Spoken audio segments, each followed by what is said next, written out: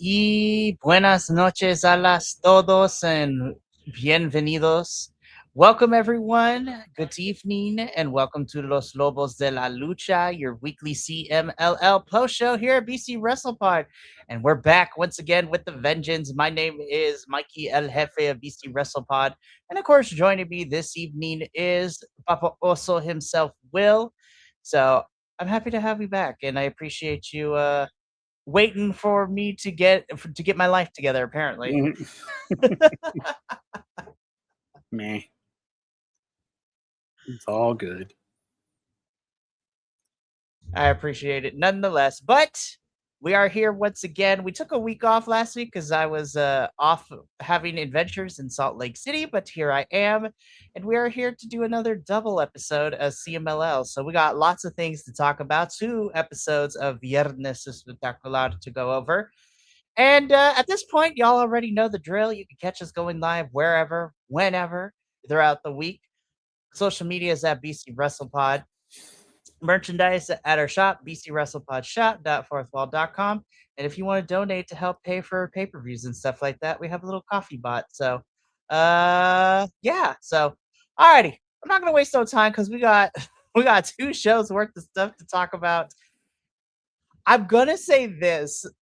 It seems that every time we do a double header, like, I don't know what's going on in the waters of CMLL, but we really be out here. There was so much name calling these 2 episodes between people, especially the Amazonas. I was like, ooh, I was like, the girls are really fighting, which I cannot wait to talk about it. I was just like, I love watching people get cursed out in Spanish. It's great. It really is. And we'll get into it, but there's just something about being cursed out in a foreign language that just makes it so, oh. Yeah. Agreed. So, yeah. And we're also going to talk about it. We had a lot of title changes these 2 episodes, too. So we're going to get into all of that.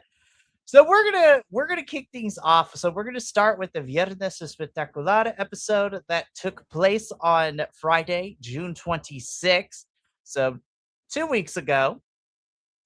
And this particular show kicked off with a relevo sencillo match, a una caída, so 1 fall. Hijo del Pantera and Pantera Jr. taking on Infarto and Cerebro Negro Jr. I can't. First of all, this pink mask is just not doing it. I was like, all right, who let the gimp in? Like, Yeah. I was like, that's unfortunate. Yeah. It really was. And unfortunately, for me personally, that kind of translated to the match. I was like, I didn't think it was bad, but I was just like, dang. I was like, I don't know what I expected. I know it's an opener, but I was like, I don't know how I feel about this one. Yeah. It did not live. I don't, and this is going to be really harsh for me. I don't think it lived up to what we normally expect. It felt a little sort of like haphazard, almost. I mean, I don't know. It's haphazard is probably not the right word, but it just felt kind of I didn't hate it, but it was not. It did not get me excited for what's to come. Let me put it that way. Yeah, there was just something. I don't know what it was. It felt something was off here, and I was just like, I mean, it wasn't bad, but it didn't necessarily help. Now, granted, thank goodness that the rest of the show definitely picked up, but this definitely was a little out of place, and it did not give me the starter energy that I needed for this particular show. Yeah. So, which is unfortunate because I like everybody involved in this one, but you know, c'est la vie, as the kids say. But yeah, I don't really have much else to add. I'm not mad. I'm just disappointed. No. Yeah. Like I said, I'm not even really all that disappointed. It's just sort of like, okay, all right. Not as strong as we normally when we start these, but it's all right. You know. Yeah, it was okay. But like I said, I feel like the rest of this particular episode definitely picked up as Mhm. things went on. So let's continue with all of that. Oh, I should definitely say, I should say that Pantera Jr. and Hijo del Pantera did pick up the victory here in this one. So I'm like, okay. So moving on from this opening match into our next one, and immediately the quality jumped up like 10 Yes, times fold. it did. So, in our level sencillo de Amazonas, a dos de tres caídas, this, 2 out of 3 falls, we had the team of Tessa Blanchard and Gata Negra taking on the team of our CMLL Women's Champion Persephone and Keira. Uh, this was really fun, very really interesting because CMLL doesn't really go to the well too often, but Tessa and Gata Negra do win this match, but that's because they won by disqualification, which is crazy to talk about because CMLL doesn't really do disqualifications all that often. So I was like, oh, okay. The match itself was really fun. So definitely much better than our opener. And I want to give you a chance, Papa, to talk about the match itself before we talk about the juicy drama that happened afterwards. Well, I agree. I thought it picked up pretty well after this. I was very surprised with the disqualification. Like, I was very surprised. Like, when it happened, I was like, wait, what? Wait, what's happening right now? Because, I mean, we have seen some shady shit and nobody got disqualified. I was just like, so I got kind of pulled out of it when it happened. And I was just sort of like, wait, what's going on? I don't understand. I mean, I get it, whatever, but I understand the concept of disqualification.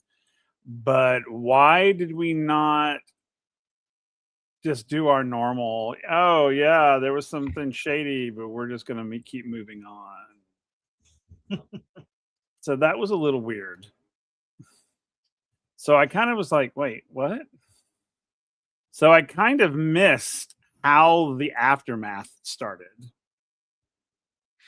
So it got a little convoluted because I was trying to figure out exactly. It's like, okay, there is a disqualification, but what does this mean?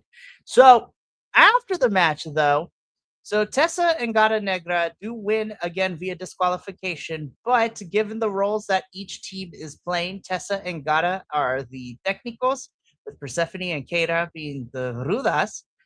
Tessa Blanchard, gets on the microphone. She talks about wanting a rematch, and that's not how she wants to win. That's not how things should need to be.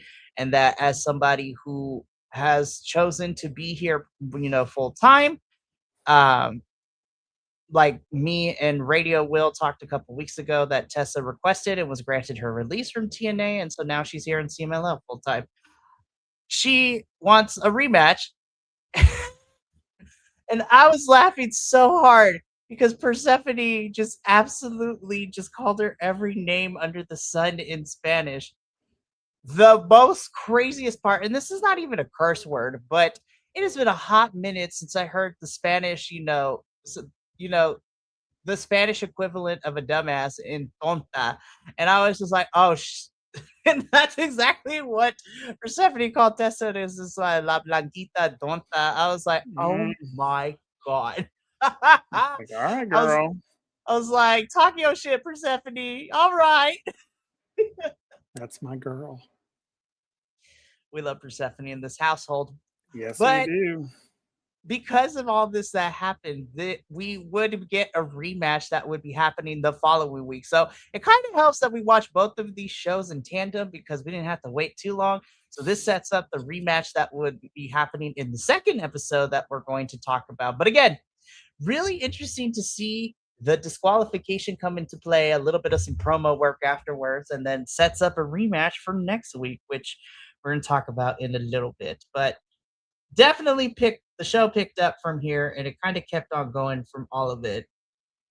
So from here, we get into our third match of this particular episode, which again, the teaming on one side is always very interesting, and we're gonna get into them in a little bit. But in a relevo australiano, which is set for a dos de tres caídas. We have Los Dragones, which is Dragón Rojo Jr., Dragón de Fuego, and Dragón Legendario, taking on again the like. I swear they're just picking anybody to pair with the Villanos. Yeah, Barbaro Cavernario, Villano Tres Jr., and Villano Tres. And we still got the whole Yellow Submarine, Sergeant Pepper aesthetic guitar coming in. I was just like, what is happening? I don't know. It was weird. This was a weird match. I didn't dislike it. I enjoyed it, but it was weird. You know, and I love me some Barbaro Cavernario, but sometimes I just go, why are you here? I mean, he's great. I love him. But this felt very much like one of these things is not like the other. Nope. And I was just like, yay, but why? I was just like, all right. I mean, I'll trust the process, but I was a little scratching my head on this one. Right. And again, like, the crowd loves the Villanos, in which I love the Villanos too. Mm-hmm. But every time we see them in trios action, we're always pairing them up with like some random person. I was just like, what is happening? And so, I mean, I'll say this: the match itself was fun, which was, which is not that hard, given that what we started with to where we were in the show. It's like, it's not that hard to be more entertaining. But also, CMLL, I feel like CMLL is doing this on purpose.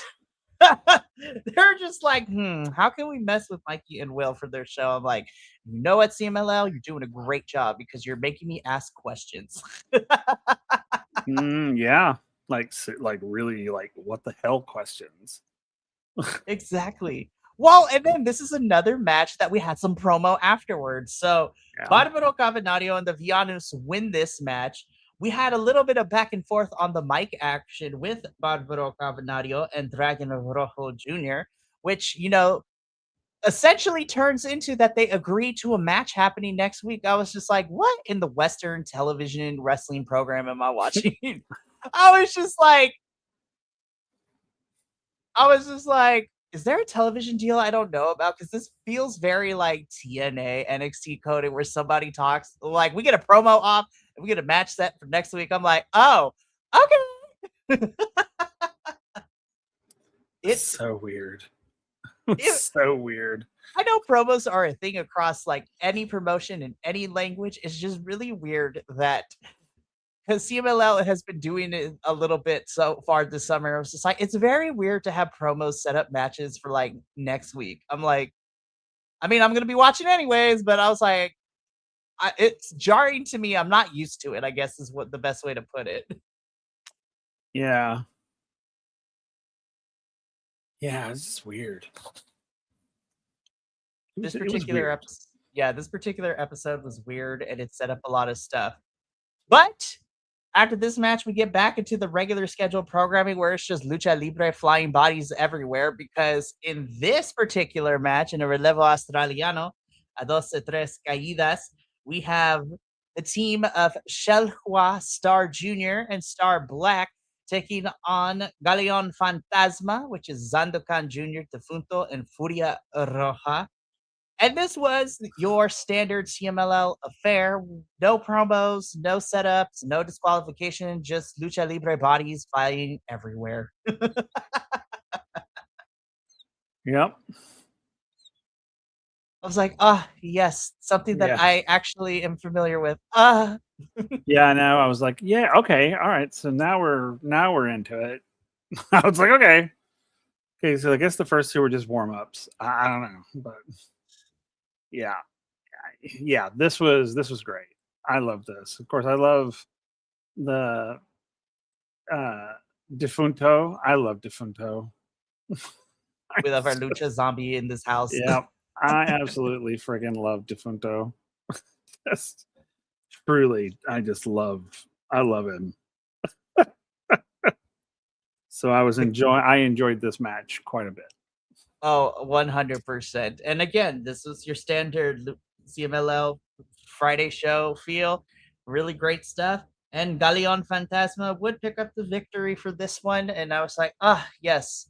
Alrighty. We got 2 more matches to talk about. And this is where also some things happen because we get this tag team match set up. This is a relevo sencillo.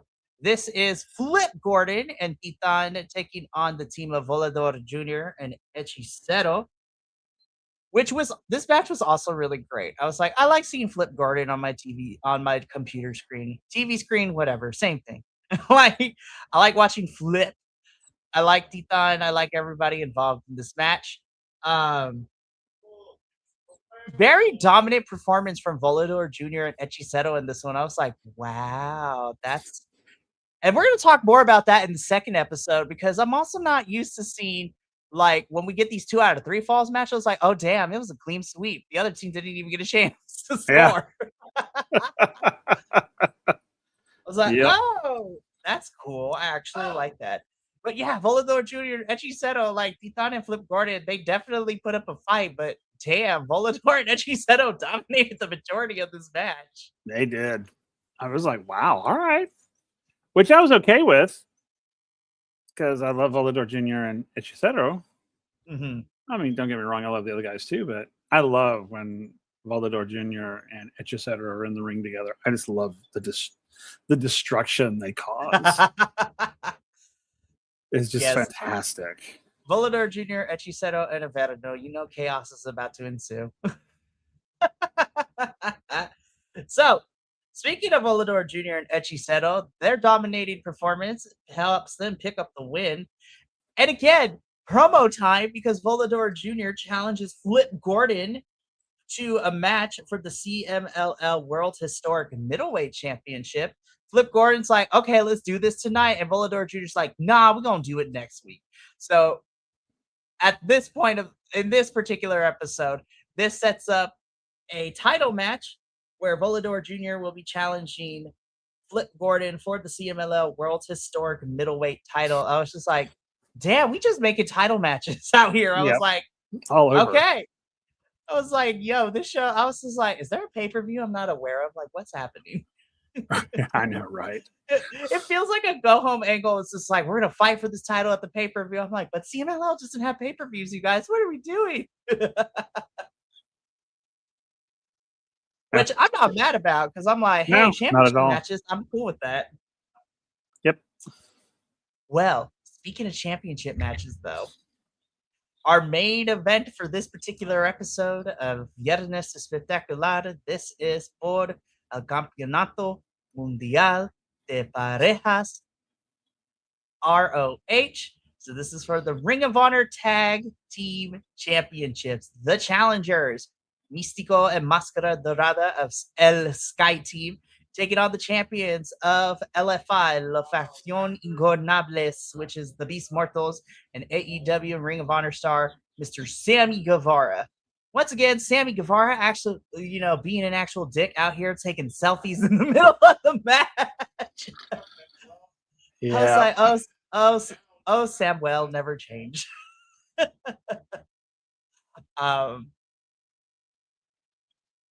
This was actually, okay, so we talked about this a couple of weeks ago where the Villanos versus LFI for the ROH tag titles didn't mean anything because, one, we knew the Villanos weren't going to win. Number two, the stakes weren't there. It wasn't really built up to, oh, they actually have a shot.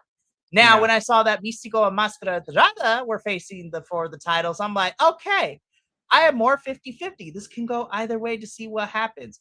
And sure enough, it did. We had an incredibly fun main event. And when the dust settled, Místico and Máscara Dorada are your new Ring of Honor Tag Team Champions, baby. I was like, woo! Místico out. And I want to point something out. So currently, Místico is holding 4 different championships across 4 different promotions in 4 different continents because Místico is the CMLL middleweight champion. He is now a Ring of Honor tag team champion with Máscara Dorada. He is a IWGP Junior Heavyweight champion, so that is the like cruiserweight division of New Japan's division. So like your high flyers. He is a tag team champion in Japan with El Desperado. And I believe he's also still MLW middleweight champion as well. So Místico is rocking 4 belts across 4 different continents. That is so funny. I swear, Místico doesn't know. The breaks do not exist for Místico. He is out here wrestling every chance he gets, like every day. Yeah. He's just go, go, go, go, go, go, go. Mm-hmm. I mean, I guess you kind of have to, being in his position. That's true. But yeah, go Místico.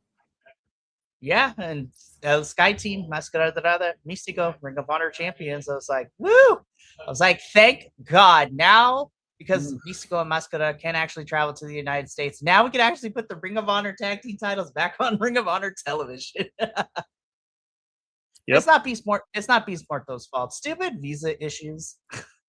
I'm telling you, visa issues are ruining wrestling. Thanks, current political administration. Yep. We could be here for hours to talk about it, but that's not why we're here. No. I have to say, I didn't hate this first episode of CMLL, but it definitely felt like an art kid project. It was like we had different things happening. It felt very Western in this episode in terms of like what I'm used to seeing like on TNA or NXT. I was just like, very weird. I'm not mad at it, but it took me a little bit to get into it. Me too. It wasn't our typical, like starts off strong at the beginning, ends on a strong note. It started off kind of okay, and then it picked up towards the end, and then it ended on a really great note. But yeah, it really started off slow. Lots of after match promos and setups. I was just like, oh, okay. So I'm like, oh, so this is gonna be interesting. So yeah, this first episode definitely felt a little out of place. Still enjoyed it, but it definitely took me a little bit to get into. Now, the second episode, though, this brought us back to what I'm used to from CMLL. I was just like, yes. Okay, so we did a lot of setup, and this episode was just go nonstop. And that was essentially very true for what kicked off the second episode that we're going to talk about, which was the Friday, July 3rd edition. Now, in our opening match for Level Australiano a Una Caída, we have the team of Magia Blanca and the Escuela boys, well, Magia Blanca's students, and from the Escuela tournament, the Escuela boys of Tornado and Rey Pegasus, taking on the team of Virus, Cerebro Negro Jr., and Infinito, which I was like, oh, yes, back to what I'm used to, and bodies were flying everywhere. Yes, this was great. This was, I was like, okay, this made up for the previous episode. I was like, yes, this is what I live for. Give me this. Give me more. This was so good. It was such a good opener. Oh, absolutely. This is exactly what we needed. And I'm like, thank you, CMLL, for going back to, what we're used to in terms of like the formula that we're used to, which I love and I'm very appreciative. So again, nonstop action. I have to give Vitas his flowers because of the fact of, him wrestling for as long as he does. As long as his career has been, it has been fantastic, and he still got it. And this was really fun to watch. But it would be the Técnico team of Magia Blanca, Tornado, and Rey Pegasus to pick up the victory here and definitely set the tone for the rest of the episode. I'm like, yes, thank you, CMLL, because I got worried for the first episode, but we're on the right track now. Yep. Now, Mm-hmm. Next match, I want to just leave this picture up here because I had to watch this match again because I got lost. I was like, hey. Mm-hmm. I was like, oh, yes, the bad boys are back on my screen and made me feel things. Yep. I was not paying attention to the wrestling. I had to In the go back and beginning of watch this. the rest. Yeah, I had to go back to this. So, in a relevo australiano, which again is very interesting, a relevo australiano de rudos. So technically, both teams are rudos in this match. We on one side we have los we have Los Herederos, which is the team of Felino Jr., El Cobarte, and El Hijo de Stuka Jr., taking on Los Forajidos, which is our bandit cowboys of Polvora, El Coyote, and Vaquero Jr. And again, I had to watch this match twice because the first time I was not paying attention to what I was supposed to because I was just like, call me. Yep. And then also I was just like, now Vaquero Jr., how are we gonna be wearing assless chaps? Like I was like, he had the wrestling trunks on, but I was just like, sir, you are wearing assless chaps. I was like, there's a Folsom Street Fair that is calling your name somewhere. Yep. It was sexy. It truly was. And then when I watched it a second time to pay attention for the actual wrestling, this was actually really good action between all of them. It was. This was such a good match. It was a great opener.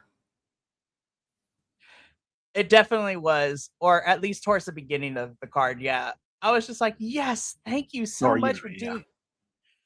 Now, again, very interesting because of the fact that Felino Jr., El Cobarte, and Hijo de Stuca Jr. are our national trios champions.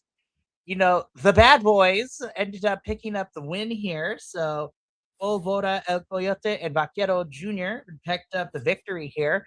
And they laid down the challenge for the National Trios Championships, and we're getting that match this Friday. So, will we see the bad boys become new national CMLL National Trios champions? Well, we're gonna have to find out. But the answer to that question is absolutely they should be, because then you give me a reason to stare at them more. So again, really, really fun match. Definitely kept the high energy going. Crowd was into this one. And it sets up a championship match for this Friday, which makes me really excited. So now we get into our third match of this second episode, which again, we just out here pairing anybody up at this point. But this is a continuation of what happened in the first episode, because we have a Relevo Sencillo, Dragon Rojo Jr. and Star Jr. taking on Barbaro Cavanario and Zandokan Jr. Now, Barbaro and Zandokan make more sense, though, to me, in my personal opinion, as a tag team, because they have paired up before. And so I'm like, okay, this makes more sense. Again, really fun match. Barbaro Cavanario and Zandokan, again, going back to what I said earlier in the first episode, like Barbaro and Zandokan just absolutely decimated the Dragon Rojo Jr. and Star Jr. I was like, yeah, they did. Damn. I was like, it wasn't even close. Oh, I agree. I was just like, dang. And the funny thing is I thought this was just going to be sort of like a meh match, sort of a, okay, that was fun. But I actually really enjoyed this match. I did too. Really. I was like, this is actually a really solid match. And like putting it in the middle of the card, this was fun stuff. Absolutely, for sure. Now, of course, like I said, Barbaro and Zandokan Jr. decimated and dominated for the good chunk of this match, which led to their victory. But again, we were not done, because Barbaro used the ropes as leverage to pick up the win for his team in this match. And so we're running it back again this Friday with just absolutely no, I believe the translation for the match, which we'll talk about in the preview, is no disqualification. I was just like, I don't know what that's going to look like, but it's going to be fun. I know. I think so too. So Now, CMLL, I have to give you kudos because normally when we get Amazonas action, we put it towards like the front of the card. But kicking the second half of the card right off is where we set is the what our rematch from last episode. So Tessa Blanchard and Gata Negra versus Persephone and Keita. And they came in and went harder than the last episode. You can feel, this truly was the girls are fighting. And I think one of them might be bleeding. Oh, you could feel it in this match. To me, it felt like two rival gangs going at each other. I was just like, dang. It was crazy. Yeah, like, and what makes this match very interesting too, because for the like Tessa and Persephone, like at least from what we've seen, they got beef on screen. And Gata and Keita have been fighting each other since they both got to CMLL not long ago too. So put these two together, high flying, hard hitting, Tessa and Gata Negra would win this match. And they actually won. No shenanigans, no disqualification. They won with the score of 2-1. And because of this, Tessa challenges Persephone to a championship match for the future, and Persephone accepts. So at some point, we're going to be getting Tessa and Persephone for the CMLL Women's Championship. And I was like, ooh. Love. Yes. So down the line somewhere, we're going to get this match, and it should be a lot of fun. But the Amazonas definitely delivered for this one of the stronger matches of the second episode, which was really hard because I liked pretty much all the matches for the second episode. So, but the Amazonas brought it as they always do. But we kept the energy going and we kept the surprises rolling, because then we get into our fifth match of the evening, which is the aforementioned championship match for the World Historic Middleweight Championship. So Flip Gordon defending the title against Volador Jr. And I'm not even going to like dance around the issue. I'm gonna just get straight to it. Papa, also, we have a new historic middleweight champion as Volador Jr. is able to pick up the victory and defeat Flip Gordon and is our new champion. I'm like, yo, crazy. Yep. That was exciting. And I was actually very happy for Volador Jr. too. So I really enjoyed this. I'm trying to remember if it was the first episode or the second episode. I did keep my eye on Volador's ring gear, and I was just like, I think it was the first episode. I was just like, you're not necessarily wearing wrestling shorts, but it's also like, it's like a wrestling singlet, but like it doesn't go on the calves. It just looks like, I was just like, it's giving me Borat, and I don't know how I feel. Yeah. That is funny. I was like, I'm not going to complain though, because what I saw was great. I was like, oh, it was very nice. Yeah. For but sure. I was just like, oh, okay. Is that what we're going with? I'm not mad, but no, but I am happy for Volador Jr. So Volador holding a championship is going to be fun. And I'm excited to see where this goes. But yeah, him and Flip put on a hell of a match for this one. Oh, yeah. It was good. It was so good. So I'm excited to see what happens next for both of them. But this was a great one. And then again, crazier things happen too, because in our main event, we have, a traditional 3-on-3. This is a relevo australiano. So this is Místico and Máscara Dorada and Atlantis Senior, which I was like, now Atlantis, I love you, but like, what? I was like, so random. Mm-hmm. But I'm not mad because he definitely kept up with the kids. But Místico, Máscara Dorada, and Atlantis took on Hechicero, Ángel de Oro, and Niebla Roja. And the Rudos win, man. Like, Místico and Máscara Dorada ended up getting pinned in the final pin. I was like, oh. So that's interesting because we rarely see Mystico get pinned. Period. But like I Yeah, was you're like, not kidding. oh, I was like, oh, okay. And because Hechicero Angel de Oro Niebla Roja win with Los Hermanos Chavez pinning Sky Team, they get on the microphone and they set up. They're challenging for the Ring of Honor tag team titles this upcoming Friday. I was just like, okay, this is kind of exciting. I'm here for this. Yeah, I agree. Like, keep me on my toes, CMLL. But this was a really fun main event. This had everything that I wanted. Again, you have high flying action. Atlantis Jr. showing him why he is a vet of the sport. Hechicero, like, just finding 15,000 ways to try to pin you and, like, break your back in the process. Yep. This was really fun. And honestly, I was like, this second episode for CMLL definitely was a return to form. I was like, ah, yes, just give me the flips and we're good. Yeah. Indeed. So good. So, exactly. So, speaking of which, let's talk about what's coming up this Friday. So, just to give everyone a full spoiler, and Will knows this, but at the same time, this is the last time I promise for the rest of this summer and hopefully for the rest of this year.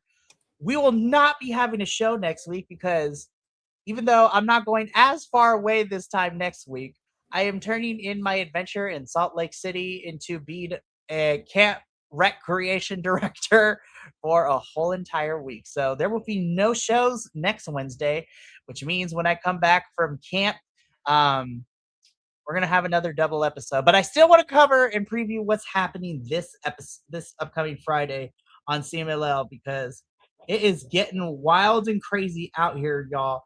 Because we have some really fun matches set up for this upcoming Friday.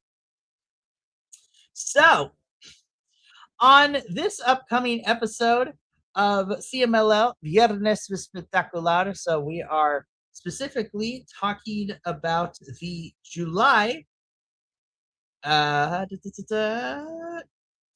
July 10th edition. I swear I can count. The July 10th edition of Viernes Espectacular. This is what we got. So, kicking things off in our primera lucha, we have our micro is well, not the micro. We have the mini estrellas coming into action. So we have Full Metal, Pequeño Polvora, and Rostro de Acero taking on Pequeño Volador Jr., Mercurio, and Minostetos. It's been a hot minute since we've seen Mercurio, so I'm excited to see him again. So that should be fun. Then in the Segunda Lucha, this is our first championship match of the evening, and it's por el Campeonato Nacional de Trios, so the National Trios Championships on the line. As Felino Jr., El Cobarde, and Hijo de Stuka Jr. will be defending the titles against, the hot boys of Polvora, El Coyote, and Vaquero Jr. So we'll see what happens here. Then, in the tercera lucha, in Sensacional Revancha, so I think that's like no DQ, Star Jr. and Dragon Rojo Jr. will be taking on Zandokan and Barbaro Cavernario, so no escapes, no nonsense, so this should be fun. Then, in our fourth match, in Evento Especial, we have our favorites, Templario, Titan, and Flip Gordon taking on Ultimo Guerrero, Volador Jr., and coming to us from MLW here in the States is Mr. Ikuru Kwan. So I'm excited to see him. And again, the Grand Prix is coming up in August, so we're just getting people coming and visiting, which is apparent in our Lucha semifinal match, which is touted as an Internacional Mano a Mano, so an international one-on-one competition between Blue Panther and AEW star Claudio Castagnoli. And then in the main event of the episode, for the Ring of Honor Tag Team Championships, Místico and Máscara Dorada will be defending the titles against Ángel de Oro and Niebla Roja. So, this is going to be some fun stuff, good action. It's going to be good. And we'll be covering this episode as well as the July 17th edition in 2 weeks. So, this is going to be fun. So that's going to be it for us here at Los Lobos de la Lucha. I'd like to thank everyone for staying up late with us as we had a bit of a late start, but I appreciate everybody here. But me and Papa also are going to get up on out of here so we can hang out for a little bit. So from all of us here at BC Wrestle Pod to you at home, remember, take care of yourself, love one another, stay biconic, and more importantly than anything, you always deserve to finish your story. We'll see you. Well, I'll see you Friday with Radio Will as we talk about TNA Slammiversary. But until then, sayonara, adios, and until next time, peace.